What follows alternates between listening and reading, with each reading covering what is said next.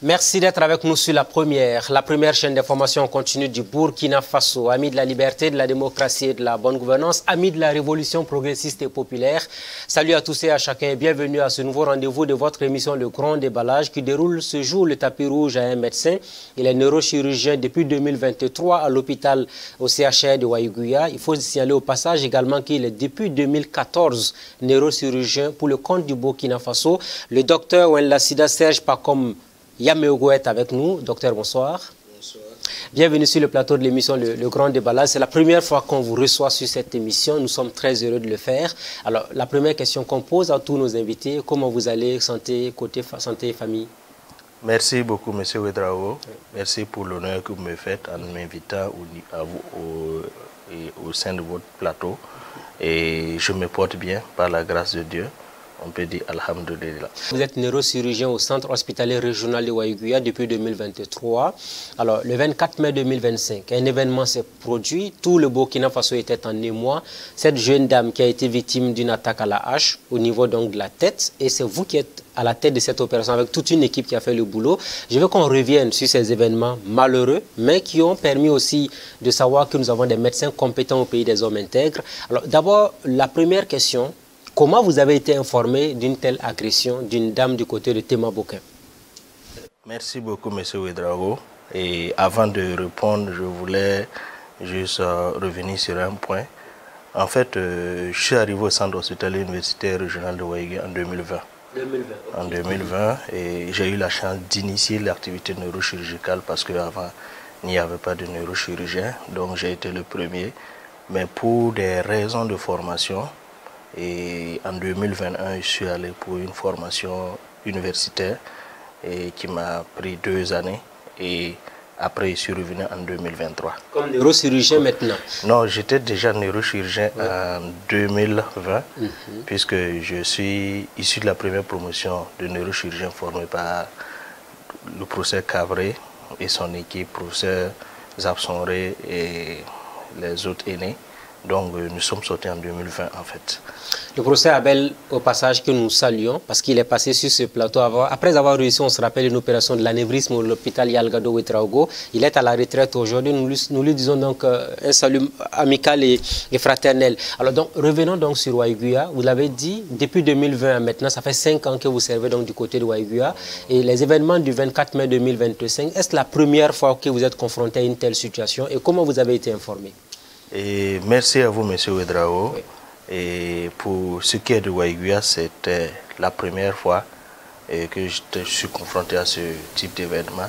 Mais au cours de ma formation, on a été confronté à ce type d'événement à Yalgado, à l'hôpital, centre hospitalier universitaire régional de Yalgado Ouedraogo. Mais pour ce qui est de Waïgouya, c'était la première fois que j'étais confronté à ce type d'événement. Et les cas qu'il y a eu au niveau de Yalgado étaient cependant différents du cas. Voilà, il y avait presque des similarités, mais ce cas était beaucoup plus exceptionnel. Voilà, pour revenir au sujet et comment les événements se sont déroulés, disons que pour camper le décor, nous sommes 2 neurochirurgiens. Voilà. Et vous avez été informé probablement d'une mission neurochirurgicale qui a eu lieu récemment au niveau du centre hospitalier universitaire Yalgado Ouedraogo par un Chinois.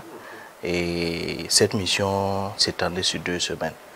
Et en tant que praticien, il y a ce qu'on appelle la formation continue. On a besoin de toujours participer.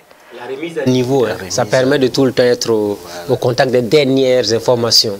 Donc, c'est dans cette optique, dans ce sens que nous avons, comme nous sommes 2, on a besoin de se former, on a scindé la semaine en 2. Donc, mon collègue est parti pour la première semaine. Et plutôt, c'est moi qui suis parti pour la première semaine et mon collègue est parti pour la 2e semaine pour assister à la mission. Donc, j'étais donc seul Et il y avait un patient plutôt que j'avais installé le matin pour opérer une urgence. Donc le malade était en salle opératoire, je suis rentré pour débuter l'intervention. Lorsqu'on m'a interpellé de sortir, voir une situation inédite au niveau des urgences, mais je n'étais pas habillé, donc je suis sorti du bloc opératoire pour aller voir ce qui se passait aux urgences. Alors avant de continuer, c'est bien de savoir, le malade que vous étiez censé opérer, avec quel mal? Non, c'était un traumatisme crânien. Voilà, c'est un patient qui n'avait pas porté de casque, qui est tombé et qui a une fracture au niveau de la tête et une plaie qui était ouverte. Ce que nous appelons sur le plan scientifique une plaie crânio-cérébrale qui est une urgence neurochirurgicale. Donc je m'apprêtais à faire cette urgence lorsque la deuxième urgence est arrivée. Restons sur le casque, parce que c'est important. Tous les neurochirurgiens parlent du casque. Ils parlent du casque à n'en pas fini.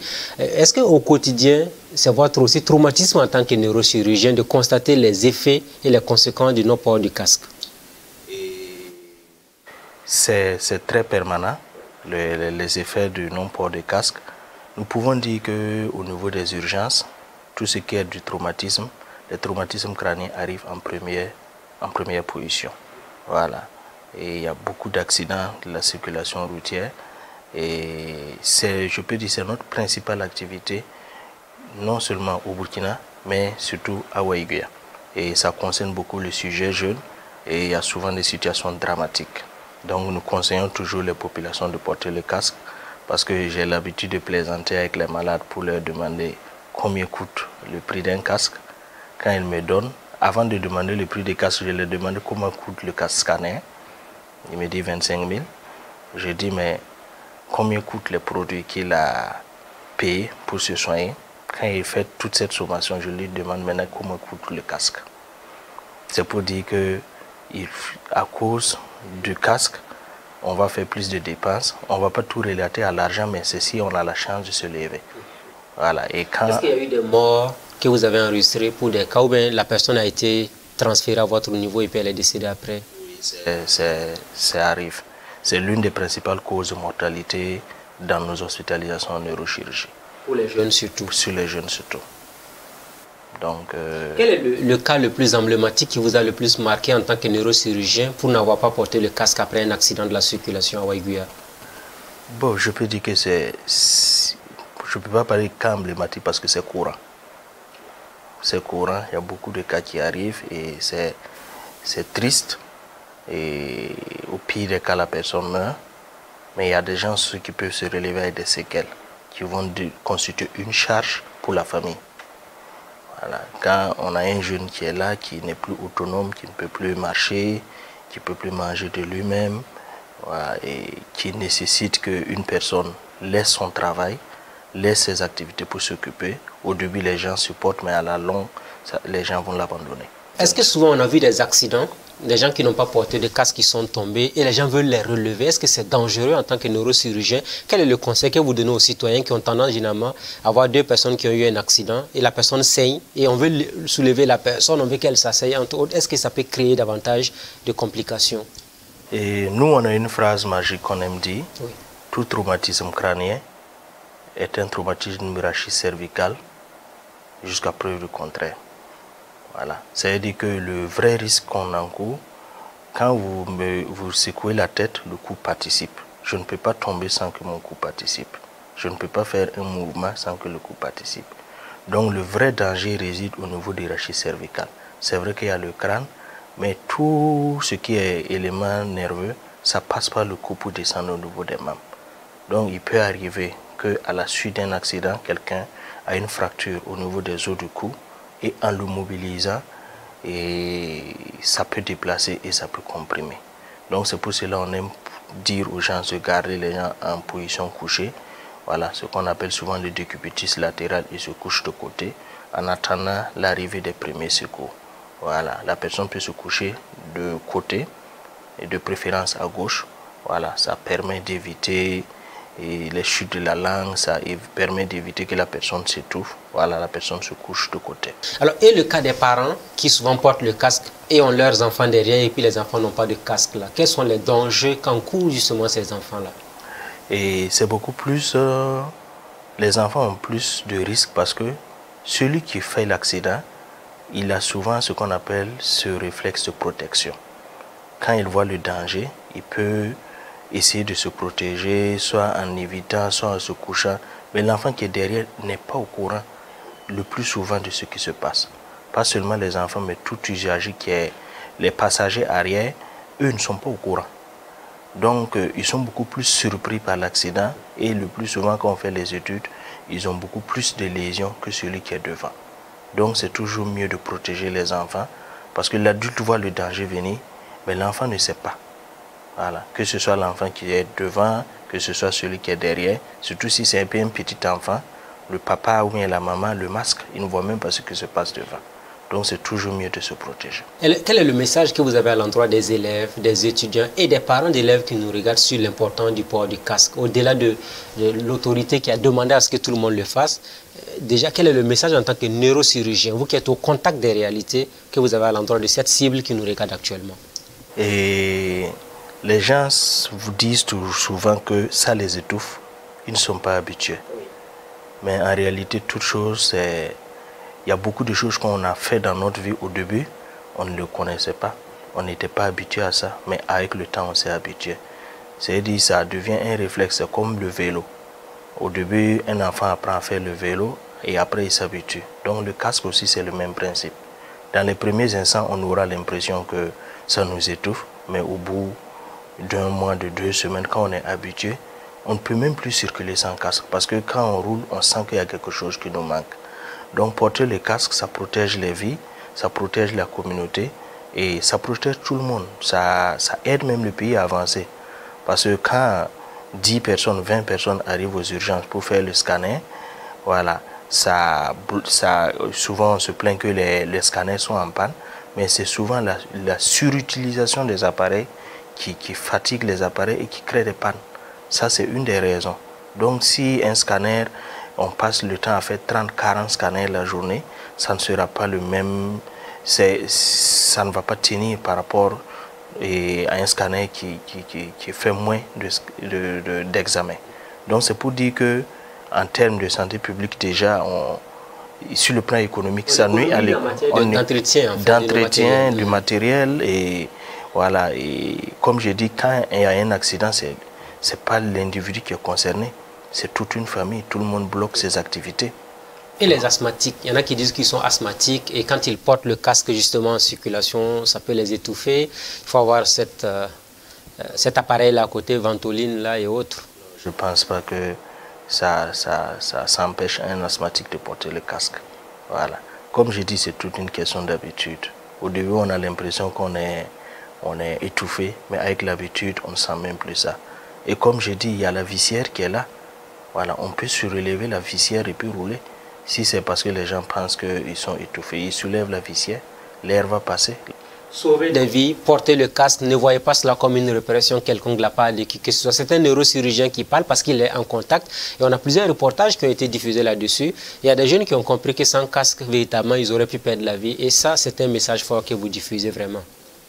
Alors, on va évoluer dans l'émission. Revenons maintenant sur le sujet principal de cet entretien-là, portant sur les événements de Tema Bokin qui se sont déroulés à Waiguya. On sait que c'est la même région du Nord. Alors, comment vous avez été donc informé? Vous avez dit que vous étiez deux. Il y a un qui était à Ouaga, l'autre à Waiguya. D'abord, vous qui étiez sur le point d'opérer un enfant ou un jeune, on vous a dit, il y a un cas urgent qui est arrivé. Rapidement, vous avez abandonné le patient sous le lit pour aller voir la jeune dame ou bien comment vous avez géré cette situation-là? Et je n'ai pas abandonné le patient, oui. Voilà, parce que quand on installe un malade au bloc, il y a un ensemble d'étapes. Voilà, donc on était en train de, comme on dit dans notre jargon, de préparer le malade. Il était dans la salle, je n'étais pas habillé, donc je suis sorti, je suis allé aux urgences. Les urgences n'est pas loin de la salle opératoire et j'ai vu une patiente qui était couchée, allongée sur le ventre, avec un matériel métallique qui était dans la tête. Voilà, qui débordait les 2 berges de la tête. Et elle était vigile, c'est-à-dire elle était consciente, mais elle ne parlait pas beaucoup. Quoi qu'on dise, c'est un choc émotionnel parce que tout le monde ne se balade pas tous les jours sur la tête avec une pioche. Donc elle était couchée, quand on lui disait de faire le mouvement, elle essayait de faire, mais elle était gênée en fait par le casque. Donc c'est là que j'ai discuté avec elle. Et suite à ça, maintenant, elle avait été reçue par les étudiants en médecine. Les étudiants en médecine qu'on appelle communément internes, qui interviennent aussi dans la prise en charge. Donc, quand j'ai vu la situation, le bois était très dur. Donc, on ne pouvait pas scier le bois. Parce que pour faire le scanner, le bois pouvait gêner la réalisation du scanner. Et on ne pouvait pas scier. Et deuxièmement, si on essayait aussi de faire le mouvement brusque, quand il y a un corps étranger qui est là, il faut éviter qu'il se mobilise. Parce que quand il se mobilise, le plus souvent quand il est là, peut-être qu'il peut boucher le trajet d'un gros vaisseau. Si vous mobilisez, ça peut augmenter le saignement et ça peut aussi augmenter les dommages au niveau du cerveau. Donc, ce qui s'est passé quand je l'ai vu, notre première idée, c'est comment explorer pour pouvoir avoir les bonnes images, pour pouvoir faire une meilleure planification chirurgicale. C'était le challenge. Donc, je suis allé directement dans le service de radiologie et entrer en contact avec le technicien qui réalise le scanner pour qu'il voit dans quelle mesure, qu'est-ce qu'on pouvait faire pour cette femme pour qu'elle puisse réaliser le scanner. Voilà, parce que c'était la première étape, une étape fondamentale pour pouvoir prendre en charge. Donc, parallèlement, on a activé le processus de la prise en charge, c'est-à-dire il faut faire un certain nombre de bilans sanguins pour voir si elle est prête à faire une intervention pour que l'anesthésiste puisse faire ses interventions, ses ajustements, préparer ses médicaments. Voilà. Donc c'était un peu dans ce contexte. Et quand j'ai discuté avec le manipulateur, il disait qu'il allait trouver une solution parce que ce n'était pas aussi habituel de recevoir ce type de malade. Généralement, quand on fait le scanner, le malade est couché sur le dos. Voilà. Mais elle, la pioche était au niveau de la tête et elle ne pouvait pas se coucher sur le dos. Donc déjà, il fallait qu'on cherche une position pour qu'elle puisse faire le scanner. Donc ça, c'était un gros challenge pour qu'elle puisse faire puisque ce n'était pas une position habituelle. Vous avez dit quelque chose de très important. Quand elle arrivait, elle était consciente, malgré le fait qu'elle avait une pioche dans la tête. Comment, en fait, ils se sont déplacés avec elle? Elle était dans quelle posture? Elle était couchée sur le ventre. Couchée sur le ventre. La position faisait qu'elle ne pouvait pas se coucher sur le dos. Donc, elle était couchée sur le ventre. Pour aller faire le scanner maintenant, est-ce qu'il a fallu la prendre? Comment vous avez fait pour l'amener au niveau du scanner et autres? Parce que l'appareil, enfin, le matériel était toujours dans la tête. Oui. Non, elle était toujours couchée sur le ventre. Voilà, c'est pour cela que j'ai dit que c'était un challenge déjà dans la réalisation, parce que c'était un peu difficile. On ne pouvait pas le faire comme habituellement, comme classiquement. Est-ce que techniquement, vous avez du matériel pour laisser le matériel dans la tête et puis pouvoir faire la radio en même temps? Comment vous êtes débrouillé pour pouvoir le faire? Et de façon classique, c'est la conduite à tenir comme ça. Voilà, on n'a pas besoin d'un équipement spécifique pour pouvoir réaliser. C'est la condition de la patiente en fait qui rendait compliqué et la réalisation classique du scanner. Est-ce qu'elle saignait beaucoup quand elle est arrivée, quand vous l'avez vue pour la première fois? Bon, quand on a vu, le sang était déjà coagulé, puisque l'événement a eu lieu autour de 5h, 6h. Moi, je l'ai reçu autour de 10h, puisqu'elle a quitté son CSPS, passé par le CMA de Yako, venir. Yako Waïgé à 75 km son village, et puis Yako c'est autour de 55 km, donc elle a parcouru plus de 100 km pour arriver. Donc au début il y a eu du saignement sur le lieu, mais après il y avait une coagulation, et puis la présence de la pioche faisait que, bon, même s'il y avait du saignement, ça ne pouvait pas s'extérioriser, parce que la pioche avait obstrué les portes d'entrée et les portes de sortie. Est-ce que vous l'avez mis en urgence absolue, hein? C'était la priorité pour tout le monde. Vous avez commencé à dire il faut accélérer les choses pour qu'on puisse sauver la dame? Bon, quand on voit un patient, il y a un certain nombre de paramètres qu'on évalue. Pour voir un certain nombre de paramètres, c'est beaucoup plus. C'est vrai, le médecin le fait, mais l'anesthésiste aussi le fait.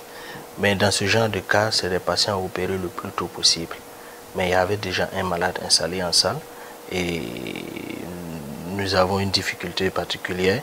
C'est qu'on est devenu un CHU, Centre Hospitalier Universitaire. Et CHU dit augmentation de l'offre. Au début, il n'y avait pas beaucoup de spécialités chirurgicales. Maintenant, il y a 8 spécialités chirurgicales qui interviennent dans le même bloc opératoire, qui est constitué de 3 salles. Donc, ça fait que les autres sont leur urgence. Donc même si elle était une urgence absolue, il y avait, comme je vous ai dit, il y avait d'autres patients dans les salles. On ne peut pas faire sortir une urgence pour faire entrer. Donc on était obligé de patienter. Mais elle était stable, c'était l'essentiel. Comme elle était stable, voilà, et il fallait toujours veiller, la surveiller pour qu'elle reste toujours stable en attendant son tour d'être opérée. Alors, ça a pris combien de temps avant qu'elle rentre au bloc?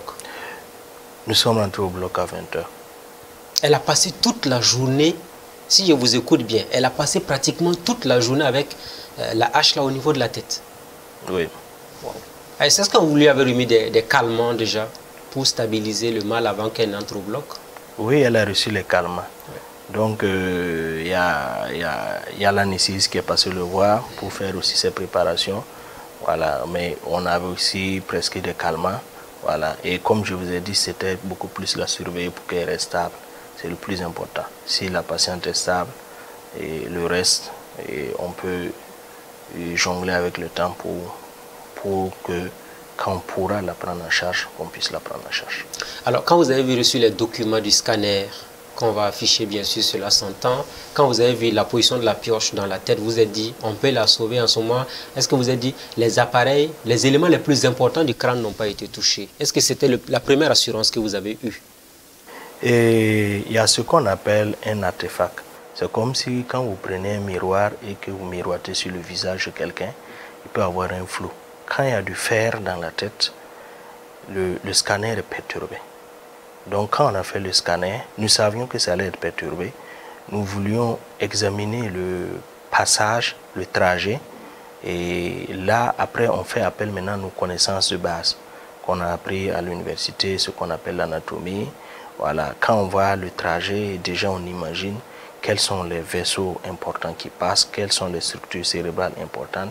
Et ça nous permet déjà d'analyser et notre technique qu'on va utiliser, mais aussi d'apprécier les conséquences. Voilà, parce que ce n'est pas dans toutes les situations qu'on peut régler les problèmes, mais quand on veut mener un acte, il faut aussi apprécier les conséquences de l'acte qu'on va poser. Voilà, donc avec le scanner, on a déjà vu le trajet.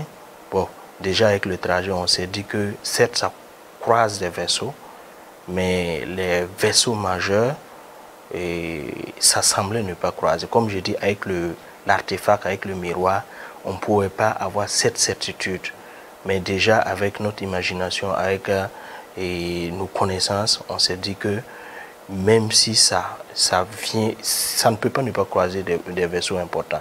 Mais il y a des vaisseaux qui sont redoutables quand nous on opère, et ça semble ne pas croiser ces vaisseaux redoutables. Donc, mais quoi qu'il en soit, on n'avait pas d'autre option que d'aller. Voilà. Est-ce que la famille, déjà, vous l'avez informé, vous les avez informés, les accompagnants, est-ce qu'ils ont cherché à comprendre, est-ce qu'elle va s'en sortir ou pas dès les premiers examens? Est-ce que vous leur avez donné des informations là-dessus? Et comme toute intervention, il faut toujours discuter avec le malade. Elle-même, vous lui avez parlé? Elle-même, mais avec sa famille aussi. Okay. Toute intervention, il faut discuter. Parce qu'on aime dire qu'on sait quand est-ce qu'on rentre au bloc, on ne sait pas quand est-ce qu'on ressort. Voilà. Même, j'ai un patron qui disait qu'il n'y a pas de petite chirurgie, il n'y a que de petits chirurgiens. C'est pour dire que même un ongle qu'on enlève, voilà, il ne faut pas négliger. Il ne faut pas négliger parce qu'il faut prendre toutes les précautions et donner. Il y a des enfants qui ont fait des circoncisions qui sont restés sur table parce qu'il y a des précautions. Voilà. Donc il n'y a rien de négligeable. Donc avant de rentrer au bloc, on informe toujours la famille des risques qu'il y a. Donc on a discuté avec la famille, on leur a dit ce qu'il y avait comme risque et les possibilités possibles, mais bon, c'était la solution, soit opérer, soit... Voilà. Est-ce que c'était du 50-50? Je pourrais dire que c'était du 50-50. Ok, c'était du 50-50. La malade elle-même, puisque vous avez dit qu'elle vous posait des questions, elle a voulu comprendre entre autres, est-ce qu'au niveau de la malade, elle s'inquiétait à un moment donné du fait que ça traînait avant qu'elle entre au bloc? En fait, elle ne posait pas de questions. Parce que comme je dis là, elle réagissait, elle répondait, mais dans le fond, elle ne posait pas de questions parce que je pense qu'elle était sous le choc émotionnel. Donc quand on lui posait des questions et réagissait, c'est beaucoup plus même par les mouvements et par les réponses gestuelles. Voilà, mais elle ne s'exprimait pas beaucoup. Voilà, donc, mais quand même, on lui a donné l'information et on a donné l'information à la famille. Voilà, et expliquer tous les risques qu'il y a, voilà, autour d'une éventuelle, de ce qu'on peut avoir après l'intervention. Ce qui va peut-être intéresser les citoyens, c'est de savoir comment on peut tenir toute une journée avec un tel appareil ou une telle pioche dans la tête d'une personne. C'est vraiment extraordinaire. On a l'impression qu'il y a eu quand même la main de Dieu dans cette affaire, quoi qu'on dise, docteur. Toute œuvre humaine, il y a Dieu derrière. Donc on dit qu'il y a Dieu derrière.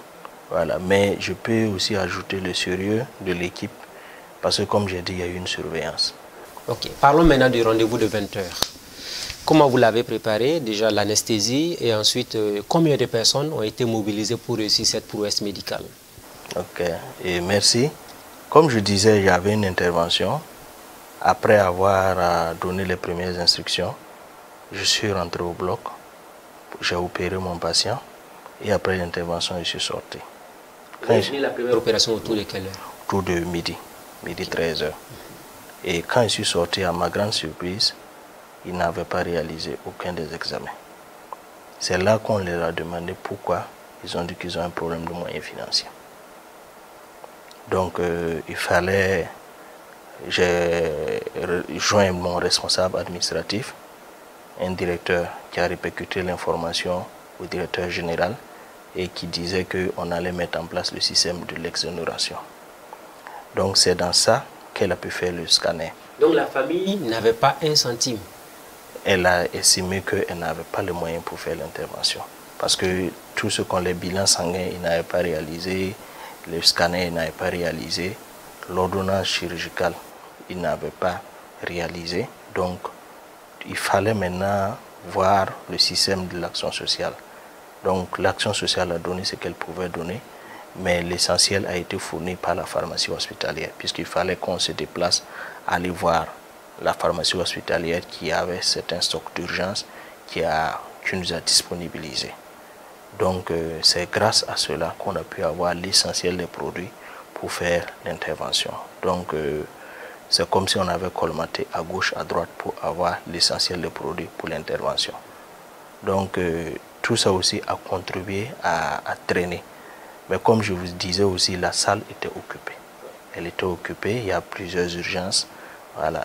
Et c'est vrai que les urgences n'ont pas la même gravité, mais quand on a plusieurs spécialités, chacun aussi a ses urgences, on ne peut pas. Voilà. Donc il fallait que la salle soit disponible. Et elle a été disponible aux environs de 20 h. Okay. Vous avez commencé l'opération donc à 20 h avec toute une équipe, hein? C'est cela?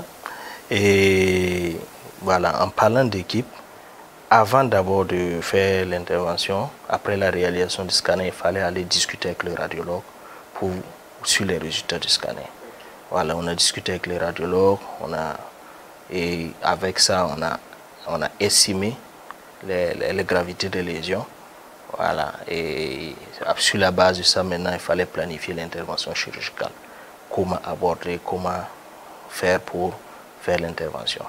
Et à l'issue de ça, il fallait que l'anesthésiste aussi fasse ses prévisions pour l'intervention, parce que faut que l'anesthésiste sache quel produit mettre, quel produit ne pas mettre, voilà, comment faire pour gérer l'intervention. Donc ceux du labo ont donné aussi les résultats, voilà, et comme j'ai dit, les autres services aussi ont disponibilisé les produits. Donc quand on est rentré en salle, comme je vous ai dit, pour la première fois, il y a ce qu'on appelle à l'intérieur du bloc, il y a une préparation. Donc le premier challenge, c'était déjà comment endormir la patiente. Parce que classiquement, comme je vous dis, on couche la patiente, on l'intube, voilà, avant de la mettre dans la position idéale pour l'intervention. Alors que pour elle, quand on regarde la manière dont la pioche là se trouve dans la tête, il fallait d'abord lutter pour trouver une position préférentielle. Oui. Pour l'endormir déjà, c'était compliqué. Il fallait que l'équipe anesthésiste libère son génie créateur pour pouvoir l'endormir, pour pouvoir l'intuber. Il a fallu combien de temps pour qu'elle s'endorme? Et bof, pour tout dire, l'endormi, raser la tête parce qu'il fallait raser. Et avec l'appareil là-bas, raser. Et qui a fait ce travail-là? C'est l'équipe. Vous avez rasé la tête de la dame dans ces conditions-là? Oui, c'est l'équipe chirurgicale. Voilà, puisqu'il y a des collaborateurs aussi qui nous aident. Ils ont rasé la tête. On a nettoyé la tête ensemble. Et on a mis les champs. Et toute cette étape de préparation a pris 2 heures à l'intérieur du bloc. 2 heures? Oui, donc c'est autour de 22 heures que l'intervention a commencé. C'est à partir de 22 heures qu'elle s'est endormie? Non. Puisque pour la raser, il faut qu'elle dorme. Pour la préparer avant l'opération, il a fallu 2 heures de temps. 2 heures. Ok. À partir de 22 heures maintenant, allons-y maintenant, puisqu'on a cette image aussi qui montre comment l'opération s'est déroulée. Vous avez commencé le travail à proprement parlant. Et vous étiez combien autour de la tête là en ce moment? Et comme nous sommes en province, nous sommes généralement seuls. Donc mon collègue n'étant pas là parce qu'il était occupé, et il a fallu que je fasse appel à un jeune frère qui est un médecin en spécialisation en chirurgie pédiatrique. Donc vous voyez que ce n'est pas son domaine. Voilà. Mais il a accepté de venir. Donc c'est lui qui m'a assisté avec un attaché de santé en chirurgie. Donc nous étions 3 dans la salle, mais les autres étaient aussi dans la salle pour nous servir les compresses, les produits. Quand on arrive à telle étape, on veut telle chose. Et il y avait aussi l'anesthésie qui avait son équipe. Voilà, donc c'était tout un groupe de personnes, voilà, qui ont... Donc, mais ceux qui étaient habillés en tenue de bloc, nous étions 3. 3 personnes. Voilà. Et ça a pris combien de temps pour extirper finalement? Pour extirper, ça a pris autour de 3 heures. Donc de 22 heures à 1 heure du matin? Oui, mais ça c'est pour extirper. Maintenant, après avoir extirpé, il faut réparer les lésions. Pour enlever, il a fallu faire avec beaucoup de tact, c'est ça? Oui. Vous avez ouvert pratiquement toute la tête, ou bien comment ça s'est passé? Oui, on a ouvert. Quand je dis ouvert la tête, c'est... Après avoir incisé la peau, il fallait arriver jusqu'à l'os, examiner les lésions, et puis maintenant faire de l'espace autour des orifices. Voilà, parce qu'on ne pouvait pas retirer. On ne pouvait pas retirer, quelle qu'en soit la force, on ne pouvait pas retirer parce que ça s'était vraiment encastré. Donc il fallait avoir du tact et aller doucement parce qu'il faut éviter que ça bouge. Parce que si ça bouge, ça détruit encore d'autres lésions. Voilà. Chez nous, en neurochirurgie, il y a ce qu'on appelle les lésions initiales et il y a les lésions secondaires. Les lésions initiales, c'est ce que l'accident a occasionné. Ça, on ne peut rien, c'est déjà là. Mais il faut éviter qu'il y ait des lésions supplémentaires. Voilà, donc pour pouvoir retirer la pioche, il fallait être prudent. Parce qu'il ne faut pas créer des dommages, voilà, supplémentaires. Donc avec plus de tact, on est allé doucement pour pouvoir enlever la pioche. Et quand on a enlevé la pioche maintenant, il fallait maintenant réparer les dégâts occasionnés par la pioche au niveau cérébral. Est-ce que la pioche n'était pas infectée déjà? Quand vous l'avez enlevée, est-ce qu'à ce niveau vous avez commencé à avoir des inquiétudes? Et c'est normal, c'est un objet qui n'est pas médical. Voilà. Et quand vous regardez sur la photo, il y avait du sable. Donc normalement et naturellement, il y avait des risques infectieux.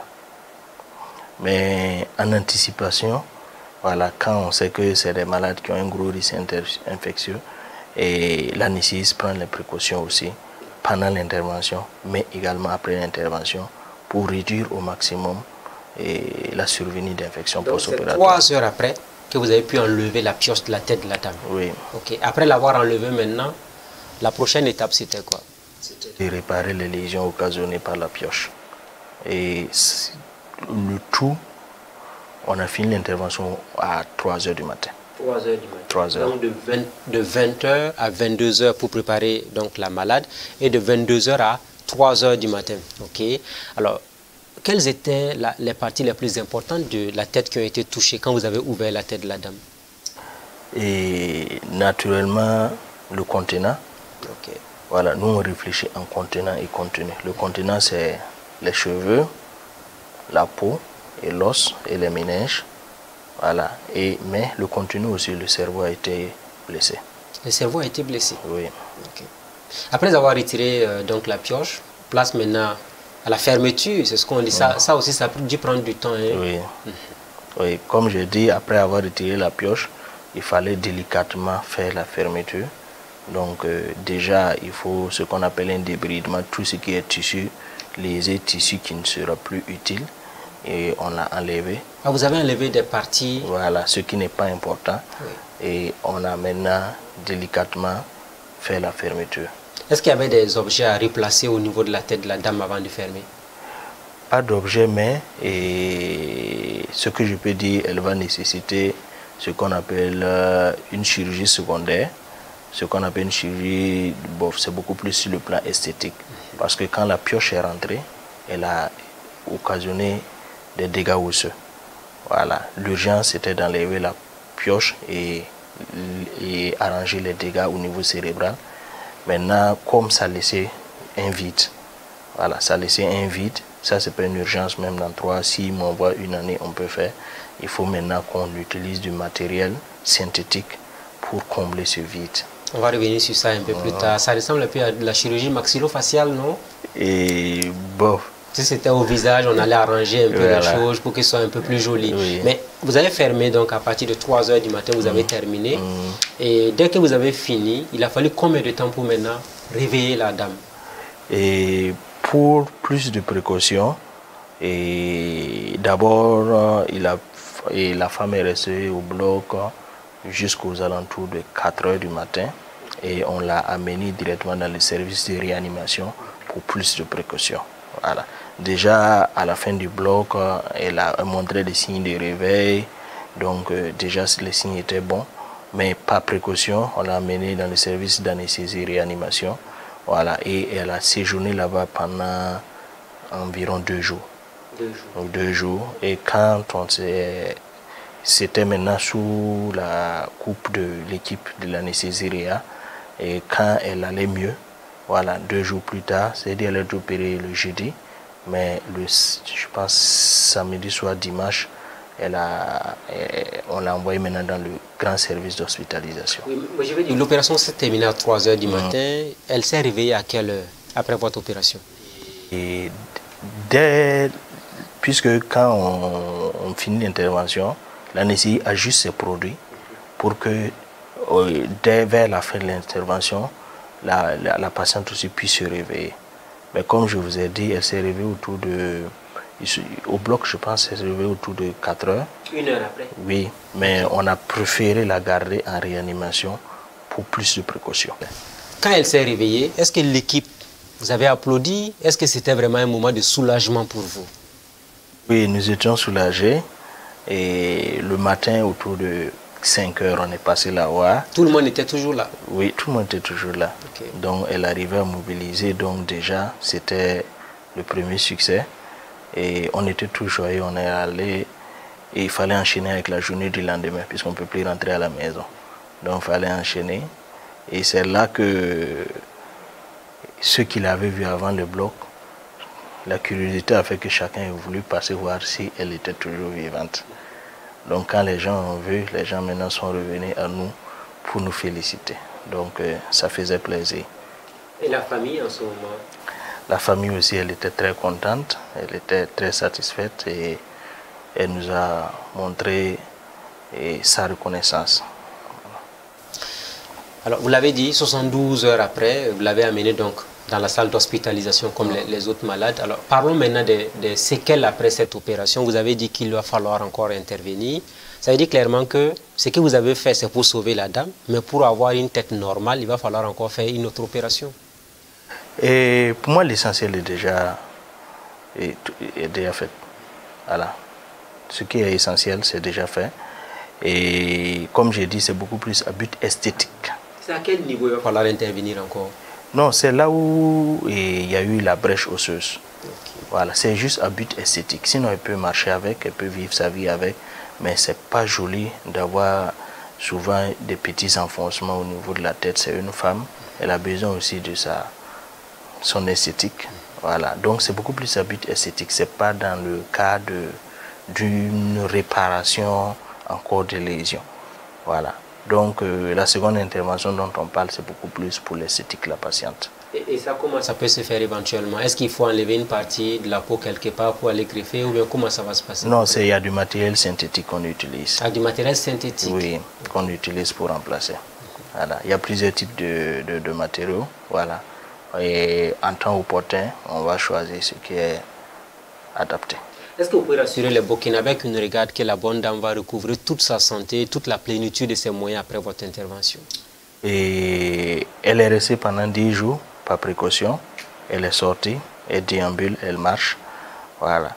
Mais en termes de lésions cérébrales, il peut y avoir des séquelles. Ce qu'on craint le plus, c'est ce qu'on appelle les crises d'épilepsie. Voilà. Mais elle n'a pas convulsé, mais par précaution, on a déjà pris les mesures. Donc ce sont des séquelles qui arrivent à toute intervention, pas liées à l'intervention, mais à la nature des lésions. Mais les épileptiques vivent au sein de notre communauté et il n'y a aucun problème. Voilà, donc c'est pour dire que on va garder toute humilité parce que tout est l'œuvre de Dieu. Voilà, et en principe, elle vivrait une vie normale. En principe, elle vivrait une vie normale. Elle communique, elle a un bébé. Donc, même à l'hôpital, elle a recommencé à allaiter son enfant. Ah oui? Oui, elle a recommencé à allaiter son enfant. Donc, elle va vivre sa vie de femme normalement. Maintenant, il y a des probabilités qu'il y ait des lésions qui peuvent donner de l'épilepsie. Mais c'est une question de probabilité, ce n'est pas quelque chose d'absolu. Voilà. Et ça, c'est commun, c'est quelque chose pour toutes les autres lésions, toutes les autres lésions peuvent donner ça. Voilà, donc, et elle va vivre une vie normale. Voilà. Voilà qui rassure quand même la plupart des citoyens. Est-ce que là, vous avez donné des recommandations spéciales à la famille sur comment la gérer à la maison? Est-ce qu'il faut faire beaucoup attention à elle? Il ne faut pas la choquer, il ne faut pas la traumatiser, entre autres. Ça peut réveiller des douleurs? Déjà, avant que la patiente quitte l'hôpital, et quand il s'agit de ce type d'agression, voilà, on a fait appel au psychologue. On a fait appel au psychologue qui s'est entretenu avec elle et s'entretenir avec la famille parce que c'est un choc affectif. Souvent, le malade, ce n'est pas seulement le physique, il y a le mental. Voilà. Et comme je dis, ce n'est pas tous les jours qu'on se balade avec une pioche dans la tête. Et quand on pense que quelqu'un a attenté à sa vie et qu'on a survécu, voilà, il y a ce qu'on appelle le syndrome de stress post-traumatique. Donc déjà, on a déjà amorcé et cette prise en charge psychologique à l'intérieur de l'hôpital jusqu'à sa sortie. Donc, oui, allez-y. Donc, voilà, et naturellement, on a discuté avec les parents, voilà, et on a donné les consignes déjà pour les pansements des plaies, pour que ça se fasse le plus proprement possible. Et par précaution, on a demandé des séances de kinésithérapie pour mieux aider à une meilleure mobilité, pour qu'elle se sente le mieux possible. Donc, elle déambule, elle fait ses activités, elle peut elle allait même son enfant, elle comme son vous l'avez dit. Ça, c'est vraiment une victoire. Les gens ne savaient même pas que c'était une femme qui avait un enfant, un bébé. Oui. Voilà. Mais je pense qu'il faut la considérer comme toute personne qui a subi une intervention. Parce que s'il y a aussi, on met beaucoup l'attention, bon, ça peut réveiller d'autres sentiments. Donc, il faut avoir une vie normale avec elle, c'est tout. Déjà qu'elle est issue d'un milieu un peu reculé et autres, Tema-Bokin, c'est une ville, c'est vrai, mais on n'a pas forcément toutes les commodités. Est-ce qu'à ce niveau, quand même, vous avez parlé aussi aux agents de santé sur place, sur la conduite à tenir avec elle? J'ai la chance que le médecin-chef du district de la localité, c'est mon promotionnaire de l'université. Voilà. Comme quelle belle coïncidence. Voilà. Donc, et il me tient informé. Voilà, il a pris les mesures et il m'écrit de temps en temps pour me donner les informations. Quand on fait les pansements, il prend les photos, il m'envoie. Voilà, s'il y a de quoi réajuster, on discute ensemble. Donc, toutes les mesures sont prises pour que la suite se fasse bien. Alors, déjà, vous avez vu toute la sympathie qui s'est créée autour de vous, notamment le centre universitaire de Waïgouya, vous, docteur Yameogo et l'équipe. Comment vous avez accueilli cela? Les Burkinabés qui ont commencé à vous féliciter un peu partout. Bon, je peux dire qu'au début, on a été surpris parce que, pour dire vrai, initialement, parce qu'il y a des choses qui relèvent aussi du secret médical. Voilà, donc on avait donné les instructions pour que l'information ne fuite pas, parce que c'est aussi la vie privée de la patiente qui est exposée. Mais à notre grande surprise, l'information est arrivée là où elle est arrivée. Voilà, mais bon, comme elle est déjà arrivée, on ne peut pas faire autre que de faire avec. Voilà, mais le retour, on était satisfait. Toute l'équipe s'est sentie valorisée. Et chaque fois qu'on passe à l'hôpital, et du premier responsable bon, je ne vais pas dire dernier, à tous les agents, tout le monde qui dit que quand il marche, il dit qu'il est de l'hôpital de Waiguya, voilà, il reçoit des félicitations. Donc ça donne du baume au cœur. Et bon, souvent aussi les agents de santé vivent souvent une pression de travail, souvent les gens sont un peu dans le stress. Et cette histoire a ramené le sourire à tout l'ensemble du personnel de l'hôpital de Waiguya. Et les gens font des merveilles dans les hôpitaux, et toutes disciplines confondues. Voilà, donc quand les gens commencent à reconnaître le travail qui est fait, voilà, ça encourage. Ça remet aussi en cause ce débat sur la compétence de nos médecins dans nos hôpitaux. De par le passé, on a dit nos hôpitaux, nos médecins, la formation, le matériel ne répond pas et autres. Mais est-ce que vous aviez eu tout ce qu'il fallait comme matériel pour que le travail soit bien fait tout de même? Et pour faire le travail, il y a tout un ensemble. Il y a tout un ensemble. Mais le matériel, c'est l'humain qui l'utilise. Donc, il faut d'abord des ressources humaines adaptées et le reste va suivre. Voilà. Et je peux dire que le Burkina a une chance. Le Burkina a une très bonne capacité de formation. Et je ne parle pas seulement du côté médical. Tous ceux des autres secteurs, quand ils vont à l'extérieur, ils arrivent à se valoriser. Donc c'est la même chose. Nous avons une chance, on sait former les ressources humaines, quel qu'en soit le domaine. Je l'affirme. Parce que nous tous, nous avons eu à faire des stages à l'extérieur. Quand nous sommes partis au début, on était blasés, mais on s'est rendu compte qu'en fait, les connaissances que nous avons acquises ici, elles étaient suffisantes. Maintenant, c'est l'application sur le terrain qui posait problème. Voilà, parce qu'il y a certaines choses qu'on fait, mais certaines choses, on ne peut pas le faire parce qu'on n'a pas le matériel. Voilà. Donc, quand je reviens sur ça, il y a d'abord la question d'infrastructure. Voilà, parce que je vous ai parlé du problème et de disponibilité des salles. Voilà, nous avons plus de 8 spécialités chirurgicales à utiliser un bloc. Donc, voilà, et il y a des urgences partout. Donc, c'est l'occasion aussi d'interpeller les autorités. C'est bien beau de voir qu'on a réussi une prouesse, mais c'est bien aussi qu'on continue de mettre en place la politique d'équipement, mais aussi d'élargissement des hôpitaux, en fait, c'est ça. Donc, c'est beaucoup plus ça qui fait que le problème d'infrastructure pose problème. L'administration fait ce qu'elle peut, mais on continue toujours de faire de plaidoyer parce que quand il y a plus d'infrastructures, les gens ont plus de locaux, les gens peuvent mieux planifier et le matériel va venir. Et le matériel aussi, on utilise du matériel de base, mais on a besoin aussi d'autres types de matériel pour mieux performer. Parce que nous qui sommes dans les provinces, on est toujours triste de référer un malade à Ouagadougou. Ça ne vous fait pas plaisir particulièrement chaque fois qu'un malade quitte Ça ne fait pas plaisir parce que nous connaissons la situation des patients. Par exemple, cette patiente, elle a quitté un village du Tema-Bokin, c'est pas Tema-Bokin.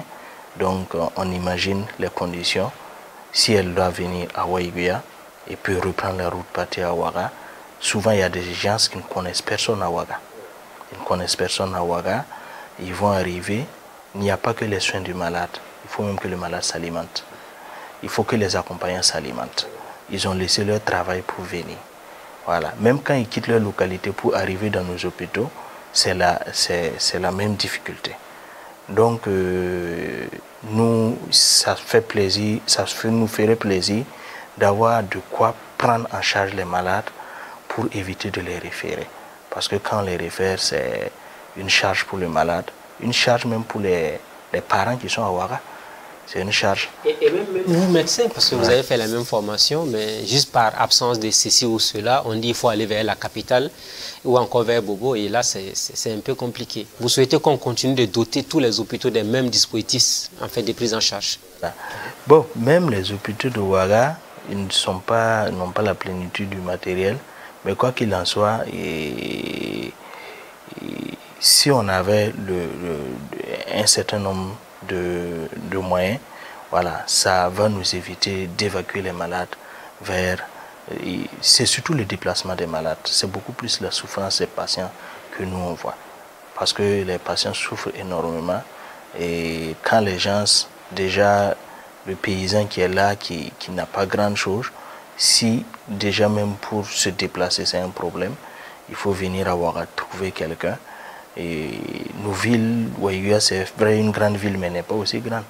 À Ouaga on arrive, on dit va faire tel examen dans tel lieu et ça fait déjà des kilomètres que la personne ne connaît pas la ville. J'ai été formé à Ouaga, on connaît la difficulté que les patients ont à Ouaga.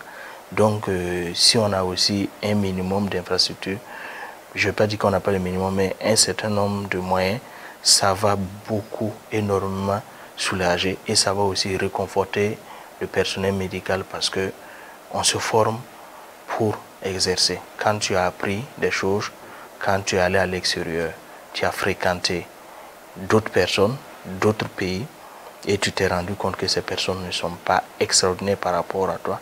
Et dans 5-10 ans, quand on fait des émissions à l'international, tu vois que c'est la personne avec qui tu traînais qui a la vedette parce qu'on dit la personne fait ça, elle fait ça, elle fait ça. Et tu te rends compte que c'est juste parce que vous n'êtes pas dans les mêmes conditions. Voilà. Il y a le réconfort personnel qui est là, mais aussi il y a le service vraiment rendu à la population. Voilà pourquoi nous valorisons justement des talents comme vous, parce que c'est important de dire au Burkina Faso, nous avons des médecins qui sont jeunes, qui ont des compétences, qui ont des qualités, pourvu qu'ils aient les moyens donc, pour faire le travail convenablement. En tout cas, on va s'arrêter là pour aujourd'hui, docteur Yameogo. Merci à vous d'être venu sur le plateau de Burkina Info. Est-ce que vous avez un message à l'endroit des Burkinabés qui nous regardent, notamment comment prendre en charge, prendre soin de sa tête, parce que vous intervenez plus sur la tête des êtres humains. À ce niveau, est-ce que vous avez un conseil pratique à donner avant la fin de l'entretien? Et comme conseil pratique, déjà pour tout patient de toute discipline, et nous demandons aux populations de faire confiance à ces agents de santé. Voilà. C'est vrai que j'aime dire, dans toute famille, il y a toujours des enfants terribles.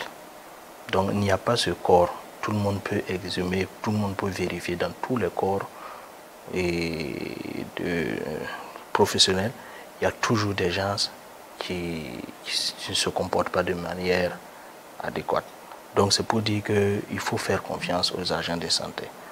Je ne veux pas nous vanter, mais nous recevons beaucoup de patients qui quittent les pays voisins pour venir se soigner au Burkina. Même étant à Ouaïguia, il y a des patients qui quittent des pays voisins pour venir se soigner à Ouaïguia. Si les gens quittent ailleurs pour venir se soigner au Burkina, c'est parce que les gens reconnaissent la qualité des agents, mais aussi la qualité du système de santé. Parce qu'on travaille dans un système. Voilà. Donc il ne faut pas souvent jeter l'eau du bain avec le bébé. Parce que souvent on entend les gens se plaignent beaucoup du système de santé et des agents de santé. Et souvent j'aime dire il faut sortir et revenir pour se rendre compte qu'en fait on a des problèmes, on a beaucoup de problèmes, mais beaucoup est fait. Voilà. Donc faites confiance. C'est vrai que les gens auront des déceptions, mais c'est la vie qui est comme ça. C'est comme je dis dans toute famille, c'est pas tout le monde qui est réglo. Mais il ne faut pas voir ceux qui ne sont pas réglo pour ternir l'image de toute la famille. Voilà. Un père, il a beau éduquer ses enfants, il y aura des enfants qui vont rater. Voilà. Donc il y a des choses qui ne dépendent pas exclusivement de l'éducateur. Voilà. Donc il y a des particularités dans toute famille. Faites confiance à vos agents de santé, faites confiance à votre système. Et pour un plaidoyer aussi au niveau de nos administrations et de nos autorités, c'est beaucoup plus avoir confiance aussi aux praticiens. Voilà. C'est vrai qu'il y a souvent des marques de confiance, mais on demande encore. Et aussi favoriser la création de pôles d'excellence. Je vois qu'il y a un pôle d'excellence de cardiologie qui est en création. Et je voulais aussi revenir sur un pôle d'excellence qu'on avait eu, mais malheureusement, on ne sait plus où est le projet. Parce que dans les années 2013-2012, le Burkina a participé à une compétition internationale au niveau de l'UEMOA. Et l'UEMOA avait décidé de décerner un centre de neurochirurgie au Burkina Faso. On a remporté la compétition devant, on était premier parmi les pays de l'UEMOA. Et le centre était censé être créé avant 2020. Et je peux dire que c'était un peu l'objectif même de la création de la formation au Burkina Faso pour avoir des compétences pour travailler dans ce centre. Les bâtiments ont été érigés, pas dans la totalité, mais jusqu'au jour d'aujourd'hui, ce centre n'a pas eu lieu. Donc c'est un plaidoyer ici, parce que s'il y a ce centre, si les gens arrivent à se former, on va réduire drastiquement les évacuations à l'extérieur, puisque l'objectif de l'UEMOA, c'était qu'au lieu que les pays de l'UEMOA évacuent dans les autres pays hors de l'UEMOA, qu'on évacue dans un des pays de l'UEMOA. Et le Burkina avait remporté. Le siège de l'Union économique et monétaire ouest-africaine. Voilà, donc ça aussi c'est un plaidoyer. Oui. Comme nous sommes en révolution progressiste populaire, et nous espérons que le centre verra ce jour. Et ça permettra aussi au Burkina d'affermir sa souveraineté. On va lancer donc le message au président Ibrahim Traoré en même temps, parce que c'est lui qui dirige le Burkina Faso. Le pôle d'excellence pour la neurochirurgie qui était en gestation, le docteur Yameogo en parle. Donc, vous voyez ce qui peut être fait dans ce sens, dans la révolution progressiste. Ce sera un acquis aussi pour le Burkina et pour l'Afrique de l'Ouest de façon générale. En tout cas, docteur Yameogo, merci. On s'arrête là pour aujourd'hui. Merci vraiment. Merci beaucoup. Merci à vous, M. Ouedraogo. Recevez nos félicitations parce que nous sommes fiers de vous, nous sommes satisfaits de voir le travail qui a été fait. Transmettez à toute l'équipe nos salutations parce que ce n'est pas un succès solitaire, c'est un travail d'équipe qui a donné lieu à ce résultat. Nous félicitons pratiquement toute l'équipe. Merci à vous et bon retour sur Waïguia surtout. Merci beaucoup. Ainsi prend fin donc le rendez-vous de ce jour, amis de la liberté, de la démocratie et de la bonne gouvernance, amis de la révolution progressiste et populaire. Merci de nous avoir suivis. On se dit à la semaine prochaine avec un nouvel invité. Bonsoir chez vous.